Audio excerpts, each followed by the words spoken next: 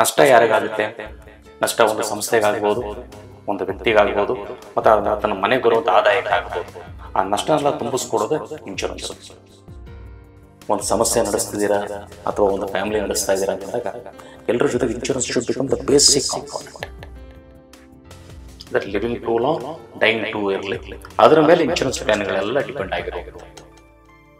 ಇಲ್ಲಿ ಏನಕ್ಕೆ ಆರೋಗ್ಯವಾಗಿದ್ದಾರೆ ಬಹಳ ಇಂಪಾರ್ಟೆಂಟ್ ಆಗುತ್ತೆ ಅಂತ ಹೇಳಿದ್ರೆ, ಆ ವ್ಯಕ್ತಿ ಕಟ್ಟೋದು 6,000 ರೂಪಾಯಿ ವರ್ಷಕ್ಕೆ, ಬಟ್ ಇನ್ಶೂರೆನ್ಸ್ ಕಂಪನಿ ಮೇಲೆ ಇರೋ ಜವಾಬ್ದಾರಿ ಬಂದು 40 ಲಕ್ಷ. ಸೊ 25ನೇ ವರ್ಷಕ್ಕೆ ದುಡಿಯುವಂತ ವ್ಯಕ್ತಿ ತನ್ನ ಫ್ಯಾಮಿಲಿ ಕಡೆಗೆ ಇನ್ನು 35 ವರ್ಷ ದುಡಿತಾರೆ ಅಂತಂದಾಗ ಆ ದುಡಿಯೋ ಅಮೌಂಟ್ ಇದೆಯಲ್ಲ ಅದನ್ನು ಕವರ್ ಮಾಡೋದು ಟರ್ಮ್ ಪ್ಲಾನ್ ಆಗುತ್ತೆ. ಅಂದ್ರೆ ಆ ವ್ಯಕ್ತಿ 6,000 ರೂಪಾಯಿ ವರ್ಷಕ್ಕೆ ಕಟ್ಟಿದ್ರೆ ಆತ ಮುಂದೆ ಏನ್ ದುಡಿಬಹುದು ಅದನ್ನೆಲ್ಲ ಇನ್ಶೂರ್ ಮಾಡ್ತಾರೆ.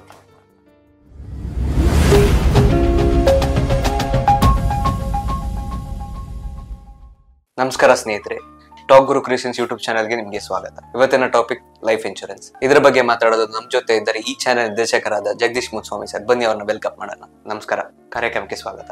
ನಮಸ್ತೆ ಎಲ್ರಿಗೂ.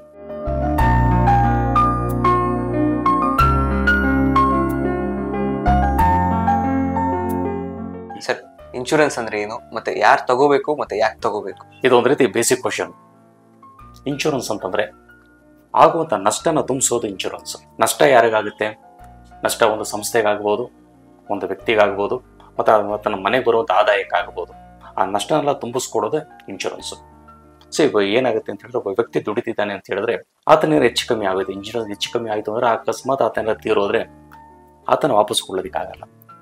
ಅದನ್ನ ಒಂದು ಎಮೋಷನಲ್ ಲಾಸ್ ಅಂತ ಹೇಳ್ತೀವಿ ನಾವು. ಬಟ್ ಅದೇ ಆ ವ್ಯಕ್ತಿ ದುಡಿತಾ ಇದ್ದಂಥ ಹಣನ ಇನ್ಶೂರೆನ್ಸ್ ಮೂಲಕ ವಾಪಸ್ ಕೊಡ್ಬೋದು. ಅಂದರೆ ನಾವು ಎಮೋಷನಲ್ ಲಾಸ್ನ ತುಂಬಿಸೋಕ್ಕಾಗಲ್ಲ, ಬಟ್ ಆ ಫೈನಾನ್ಷಿಯಲ್ ಲಾಸ್ನ ತುಂಬಿಸ್ಕೊಡ್ಬೋದು. ಸೊ ಆ ಕಾರಣಕ್ಕೆ insurance is compensating for the financial loss.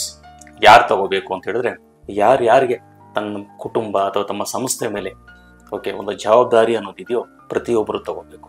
ಯಾಕೆ ತಗೋಬೇಕು? ಆ ಕುಟುಂಬ ಮತ್ತು ಸಂಸ್ಥೆ ಭದ್ರತೆಗೋಸ್ಕರ ತಗೋಬೇಕು. ಇದೇನಾಗುತ್ತೆ ಅಂದರೆ ಇದೊಂದು ಬೇಸಿಕ್ ಕ್ವಶನ್. ಇದು ಗಾಡಿ ಇದೆ, ಪೆಟ್ರೋಲ್ ಹಾಕ್ಬೇಕು, ಪೆಟ್ರೋಲ್ ಇದ್ರೇ ಗಾಡಿ ಹೋಗುತ್ತೆ ಅಂತ ಹೇಳ್ತಾರಲ್ಲ, ಆ ರೀತಿ ಒಂದು ಸಮಸ್ಯೆ ನಡೆಸ್ತಿದ್ದೀರಾ ಅಥವಾ ಒಂದು ಫ್ಯಾಮಿಲಿ ನಡೆಸ್ತಾ ಇದ್ದೀರಾ ಅಂತಂದಾಗ ಎಲ್ಲರ ಜೊತೆಗೆ insurance should become the basic component. ಅಂದರೆ ಪ್ರತಿಯೊಬ್ಬರು ತಗೊಳ್ಳೇಬೇಕು ಇದರಲ್ಲಿ. ಸರ್, ಓಕೆ, ಈಗ ಯಾವ್ಯಾವ ರೀತಿ ಇನ್ಶೂರೆನ್ಸ್ ಇದೆ ಸರ್? ಎಸ್, ಒಂದು ಟೋಟಲ್ ಇನ್ಶೂರೆನ್ಸ್ ಇಂಡಸ್ಟ್ರಿ ಕೆಲಸ ಮಾಡೋದು ಎರಡೇ ಕಾನ್ಸೆಪ್ಟ್ ಮೇಲೆ: living too long, dying too early. ಕನ್ನಡದಲ್ಲಿ ಹೇಳಬೇಕು ಅಂತ ಹೇಳಿದ್ರೆ, ಭಾಳ ಬೇಗ ಸಾಯುವಂಥದ್ದು, ಭಾಳ ದಿನ ಬದುಕುವಂಥದ್ದು. ಇನ್ಶೂರೆನ್ಸ್ ಪ್ಲ್ಯಾನ್ಗಳೆಲ್ಲ ಡಿಪೆಂಡ್ ಆಗೋದು ಇದ್ರ ಮೇಲೆ. ಈಗ ಫಾರ್ ಎಕ್ಸಾಂಪಲ್, ಈಗ ವ್ಯಕ್ತಿ ಭಾಳ ಬೇಗ ಸತ್ತು ಹೋಗ್ತಾನೆ ಅಂತ ಇಟ್ಕೊಳ್ಳಿ. ಅಲ್ಲಿ ಯಾರಿಗೆ ದುಡ್ಡಿನ ಅವಶ್ಯಕತೆ ಇದೆ? ಅವರ ಫ್ಯಾಮಿಲಿಗೆ ದುಡ್ಡಿನ ಅವಶ್ಯಕತೆ ಇದೆ. ಅಂಥ ಕಡೆ ಬಂದ್ಬಿಟ್ಟು ಏನಾಗುತ್ತೆ, ಟರ್ಮ್ ಪ್ಲ್ಯಾನ್ಗಳಂತ ಹೇಳ್ತೀವಿ ನಾವು, ಅಲ್ಲಿ ಭಾಳ ಕೆಲಸಕ್ಕೆ ಬರ್ತದೆ. ಇನ್ನೊಂದು ಕಡೆ ಒಬ್ಬ ವ್ಯಕ್ತಿ ಭಾಳ ದಿನ ಬದುಕ್ಬಿಟ್ಟ, ದುಡ್ಡಿನ ಅವಶ್ಯಕತೆ ಯಾರಿದೆ ಆತನಿಗೆ ದುಡ್ಡಿನ ಅವಶ್ಯಕತೆ ಇದೆ.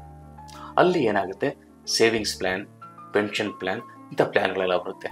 ಸೊ ಅಂದರೆ ಒಬ್ಬ ವ್ಯಕ್ತಿಯ ಅವಶ್ಯಕತೆ, ಅಂದರೆ living too long, dying too early, ಅದರ ಮೇಲೆ ಇನ್ಶೂರೆನ್ಸ್ ಪ್ಲ್ಯಾನ್ಗಳೆಲ್ಲ ಡಿಪೆಂಡ್ ಆಗಿರುವಂಥದ್ದು. ಸರ್, ತುಂಬ ಚೆನ್ನಾಗಿ ಎಕ್ಸ್ಪ್ಲೈನ್ ಮಾಡಿದ್ರಿ. ಸರ್, ಈಗ ಟರ್ಮ್ ಪ್ಲಾನ್ ಅಂದ್ರೆ ಏನು ಸರ್? ಟರ್ಮ್ ಪ್ಲಾನ್ ಅನ್ನೋದು, ಈಗ ನಾರ್ಮಲ್ ತಗೊಳ್ಳೋಣ, ಒಂದು ವ್ಯಕ್ತಿ ಅಥವಾ ಪುರುಷ ಇರ್ಬೋದು ಅಥವಾ ಮಹಿಳೆ ಇರ್ಬೋದು, ಕಾಲೇಜ್ ಮುಗಿಸಿ ಕೆಲಸಕ್ಕೆ ಹೋಗಿ ಸೆಟ್ಲ್ ಆಗೋ ಹೊತ್ತಿಗೆ ನಮ್ಮ ಪ್ರಕಾರ ಒಂದು ಅಂದಾಜು ತಗೊಳ್ಳೋಣ, ಒಂದು 25 ವರ್ಷ ಆಗ್ಬೋದು. 25 ವರ್ಷಕ್ಕೆ ದುಡಿಯೋಕ್ಕೆ ಸ್ಟಾರ್ಟ್ ಮಾಡ್ತಾರೆ. ಎಷ್ಟು ವರ್ಷ ದುಡಿತಾರೆ? ನಾರ್ಮಲಾಗಿ ನಮ್ಮ ಇಂಡಿಯನ್ ರೂಲ್ಸ್ ಪ್ರಕಾರ 60ಕ್ಕೆ ರಿಟೈರ್ಮೆಂಟು ಅಂತ ಹೇಳ್ತಾರೆ. ಅಂದರೆ 25ಕ್ಕೆ ದುಡಿಯೋಕ್ಕೆ ಸ್ಟಾರ್ಟ್ ಮಾಡಿದ್ರು 60 ವರ್ಷದವರೆಗೂ ದುಡಿತಾರೆ.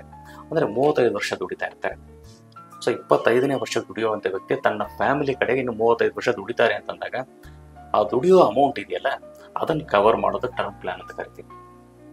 ಅಂದರೆ ವ್ಯಕ್ತಿಗೆ ಏನಾದ್ರು ಹೆಚ್ಚು ಕಮ್ಮಿ ಆಯಿತು ಅಂತ ಹೇಳಿದ್ರೆ, ಸಿಂಪಲ್ ಆಗಿ ಹೇಳ್ತೀನಿ, ಈಗ 25 ವರ್ಷದ ವ್ಯಕ್ತಿ ಒಂದು ಅಂದಾಜು ತಗೊಳ್ಳೋಣ, ತಿಂಗಳಿಗೆ ಒಂದು 10,000 ರೂಪಾಯಿ ದುಡಿತಾ ಇದ್ರು ಅಂತ ಇಟ್ಕೊಳ್ಳೋಣ. ವರ್ಷಕ್ಕೆ 1,20,000 ರೂಪಾಯಿ ದುಡಿತಾರೆ ವರ್ಷಕ್ಕೆ. ಅದೇ 35 ವರ್ಷ ಲೆಕ್ಕ ತೊಗೊಂಡ್ರೆ 1,20,000 ಇಂಟು 35 ತಗೋಬೇಕು ನೀವು, ಅಂದಾಜು ಒಂದು 40 ಲಕ್ಷ ಆಗುತ್ತೆ. ಸೊ ಆ ವ್ಯಕ್ತಿ ತಗೋಬೇಕಾದ್ರೆ ಇನ್ಶೂರೆನ್ಸ್ ಕವರೇಜ್ ಬಂದು 40 ಲಕ್ಷ ರೂಪಾಯಿ. ಏನಾಗುತ್ತೆ, ಆತನಿಗೆ ಏನಾದ್ರು ಹೆಚ್ಚು ಕಮ್ಮಿ ಆಯಿತು ಅಂತ ಹೇಳಿದ್ರೆ ಇನ್ಶೂರೆನ್ಸ್ ಕಂಪನಿಯವರು ಫ್ಯಾಮಿಲಿಗೆ 40 ಲಕ್ಷ ರೂಪಾಯಿ ಕೊಡ್ತಾರೆ. ಅಂದರೆ ಮುಂದೆ ಬರುವ ಆದಾಯ ಅದನ್ನು ಕವರ್ ಮಾಡುತ್ತೆ ಅಂತ. ಓಕೆ, ಆ 40 ಲಕ್ಷಕ್ಕೆ ಎಷ್ಟಾಗುತ್ತೆ? ಟರ್ಮ್ ಪ್ಲಾನಲ್ಲಿ ಅದಕ್ಕೆ ಪ್ರೀಮಿಯಂ ಭಾಳ ಕಡಿಮೆ ಇರುತ್ತೆ. ಅಂದರೆ ವರ್ಷ ಕಟ್ಟೋದನ್ನ ಪ್ರೀಮಿಯಂ ಅಂತ ಹೇಳ್ತೀವಿ. ಆ 40 ಲಕ್ಷಕ್ಕೆ 25 ವರ್ಷದ ವ್ಯಕ್ತಿಗೆ ಪ್ರೀಮಿಯಂ ನನ್ನ ಪ್ರಕಾರ ಒಂದು 6,000-7,000 ರೂಪಾಯಿ ಬರ್ಬೋದು.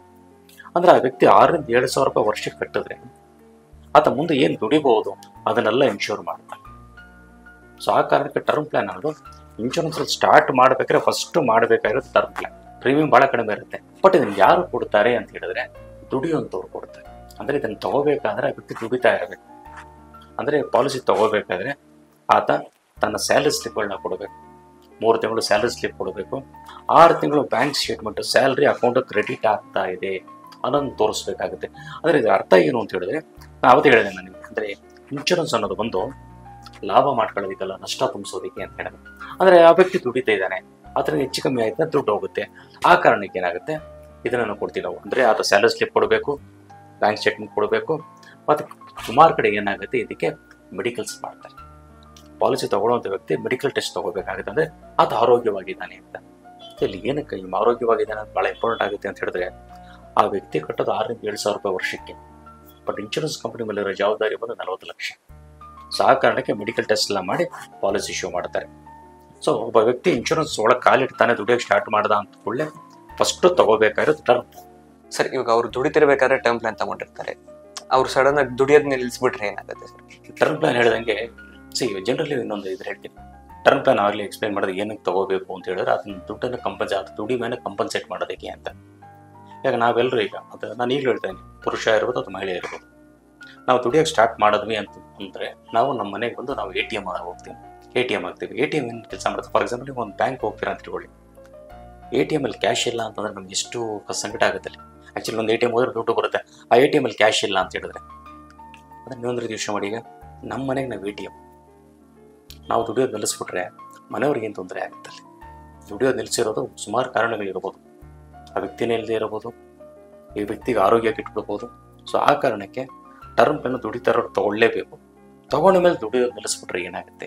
ಸೊ ದುಡಿಯೋದು ನಿಲ್ಲಿಸೋದು ಅಂತ ಹೇಳಿದ್ರೆ ಜನರಲಿ ಏನಾಗುತ್ತೆ ಅಂತ ಹೇಳಿದ್ರೆ, ಕೆಲವು ಕಡೆ ಏನಾಗುತ್ತೆ, ಲೇಡೀಸು ಕೆಲಸ ಮಾಡ್ತಿರ್ತಾರೆ, ಕೆಲವರು ಮದುವೆ ಆದ ಮೇಲೆ ಕೆಲವು ಕಾರಣಗಳಿಂದ ಕೆಲಸ ನಿಲ್ಲಿಸ್ತಾರೆ.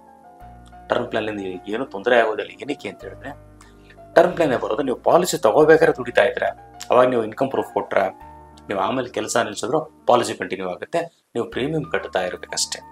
ಸೊ ಆ ಕಾರಣಕ್ಕೆ ಇದ್ರ ಮೇಲೆ ಏನು ಬರೋದಿಲ್ಲ. ಇದರಲ್ಲಿ ಮೇಜರಾಗಿ ಬರೋದು ಏನು ಅಂತ ಹೇಳಿದ್ರೆ, ಪಾಲಿಸಿ ತಗೋಬೇಕಾದ್ರೆ ಮೆಡಿಕಲ್ಸ್ ಮಾಡ್ತಾರೆ ಅಂತ ಹೇಳಿದೆ ನಾನು.